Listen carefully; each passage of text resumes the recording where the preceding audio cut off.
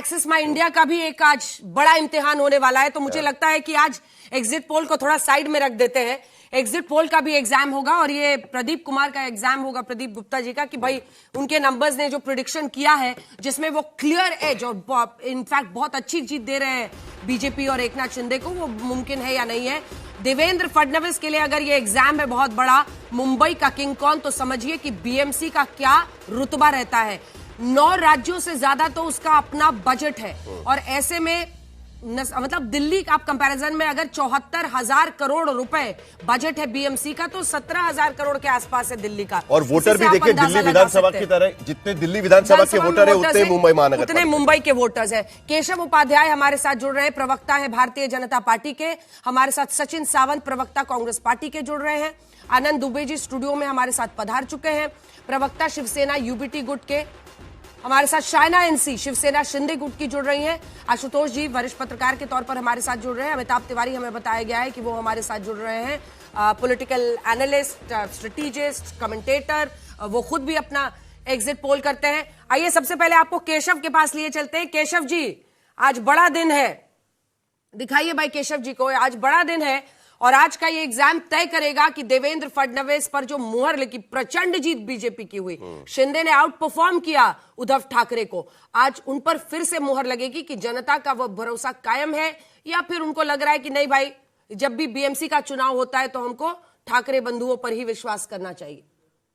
बस कुछ देर के बाद, लगभग 11 बजे के बाद, 11 साढ़े 11 के बाद थोड़े रुझान आने शुरू हो जाएंगे और तब एक बार पता चलेगा कि महाराष्ट्र में पिछले 2-3 महीने से जो इलेक्शन प्रोसेस चल रही है, पहले स्थानीय इकाई की इलेक्शन हो चुकी है, अभी महापालिका इलेक्शन है, विधानसभा से लेके जो देवेंद्र जी की लोकप्रियता की लहर इस वक्त महाराष्ट्र में है, जो विकास की राजनीति की वजह से है, वही आगे हम देखने को मिलेगा।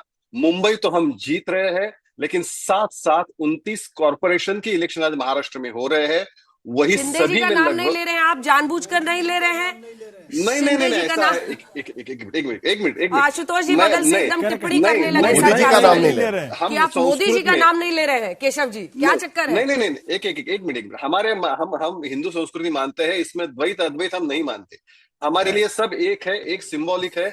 मोदी जी का आशीर्वाद देवेंद्र जी के ऊपर है, इसलिए, और एकनाथ जी और देवेंद्र जी एक साथ है, और एकनाथ जी और देवेंद्र जी एक साथ है। जो नेता होता है, एक जो मुख्यमंत्री होता है, एकनाथ शिंदे पहले मुख्यमंत्री थे, तो स्वाभाविक शिंदे जी आप जहां चुनते हैं वहां एक साथ है, जहां नहीं चुनते वहां एक साथ नहीं है। यानी मुंबई में जरूरत है तो एक साथ है, ठाणे में जरूरत है तो एक साथ है, संभाजीनगर में जरूरत नहीं है तो अकेले अकेले है, पुणे में जरूरत नहीं है तो अकेले अकेले है, नासिक में जरूरत नहीं है तो अकेले अकेले है।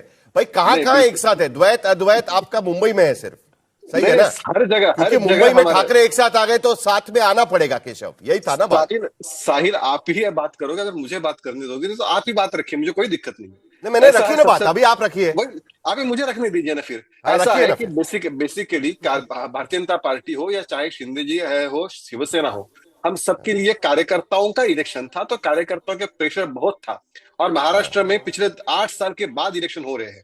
2017 में बीएमसी के चुनाव हुए थे, उसके बाद अभी इलेक्शन होने रहे, तो हर जगह कार्यकर्ताओं का प्रेशर बहुत था। 2 जनरेशन यहाँ जिनको इलेक्शन नहीं लड़ना मिला, ऐसे कार्यकर्ता संख्या थी, तो एक नेचुरल रूप में प्रेशर था। इलेक्शन रहा कैसे, जब इसमें मुख्यमंत्री जी से लेकर आपके उप मुख्यमंत्री एक मंत्री मोर्चा संभाले हुए था और पूरी ताकत झोंके हुए था। दुबे जी रुक जाइए, अब लौट रही हूँ आपके पास, दुबे जी को भी बोलने दीजिए। माना कि एग्जिट पोल ने नहीं दिखाया, वो अभी तक खुश है इस बात से, उनको लग रहा है कि एक चमत्कार होगा और ठाकरे बंधुओं की जितनी, वो तो शस्त्र रखकर आए हुए हैं। नहीं कल से ही शस्त्र रख कर बात कर रहे हैं। नहीं, ऐसा कुछ नहीं है। मैं ईश्वर को मानने वाला व्यक्ति हूँ। अभी 10 बजने में समय है, सब कुछ पिटारे में बंद है, तो अगर अब मैं मुंगेरी लाल बन जाऊं, मैं अपने हसीन सपने देखूं, कल वो सपने टूट जाए तो फिर क्या किया जाए? मैं तो भाजपाइयों की तरह नहीं होना, तो मैं बहुत विवेक बुद्धि से बात करूंगा। 2022 से 2026 के बीच में इन 4 वर्षों में चुनाव किसने होने नहीं दिया पता है? यही भारतीय जनता पार्टी ने। जब पूरी तैयारी हो गई, इसी वजह से हार का आप ग्राउंड बना रहे हैं, बोला था कि तैयारी मत करिए, कभी आप भी तो तैयारी कर रहे हैं। सुनिए तो पहले, आपको तैयारी से किसने रोका? हम तो 2022 से चुनाव के लिए उतावले थे। अच्छा, कितने दिन पहले राज ठाकरे से हाथ मिलाया?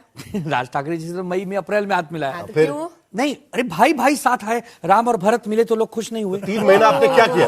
नहीं, राम भरत खुश हुए तो लोग खुश। अद्भुत आनंद जी के जो आपने कहा ना, आनंद जी के कहने का मतलब केशव अभी शस्त्र रखने का समय नहीं आया। शायना एनसी हमारे साथ जुड़ गई है। एकनाथ शिंदे की गुट की आ रही हूँ आपके पास भी, आशुतोष जी। शायना जी, आज आप लोग कितने आश्वस्त हैं और आपको लगता है कि मतलब अभी से ही हम अच्छा विद्या से बात करें। हमने हमारे वचननामा में बोला है वो हम कर दिखाएंगे। आज पर्यावरण बहुत बड़ा मुद्दा है। 17,000 करोड़ का बजटरी एलोकेशन ग्रीन इनिशिएटिव्स के लिए, खड्डे मुक्त मुंबई 1200 से ज्यादा किलोमीटर्स हैं खड्डे मुक्त करने के लिए, जिसमें 400 किलोमीटर हो चुका है फेज 1 फेज 2 में।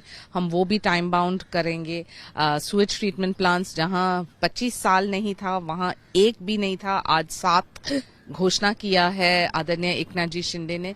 तो I think this is consistent work, transparency और भ्रष्टाचार मुक्त बीएमसी। तो 150 से ऊपर यह आंकड़ा जाएगा। लेकिन एक बात जो अपोजिशन सवाल उठा रही है कि जो इलेक्शन कमीशन है फाइनल फिगर नहीं दे रही है। अगर आप देखें वोटर टर्नआउट अप्रोक्सीमेटली बताए गए हैं, लेकिन हमेशा हर इलेक्शन में यही होता था कि आपको फाइनल फिगर दे दिया जाता था शाम तक में एक अप्रोक्सीमेटली, फिर उसके बाद पूरा दूसरे दिन तक आता था। इस बार क्यों नहीं है? मैं समझ सकती हूँ कि इलेक्शन कमीशन ने शायद थोड़ी देर लगाई।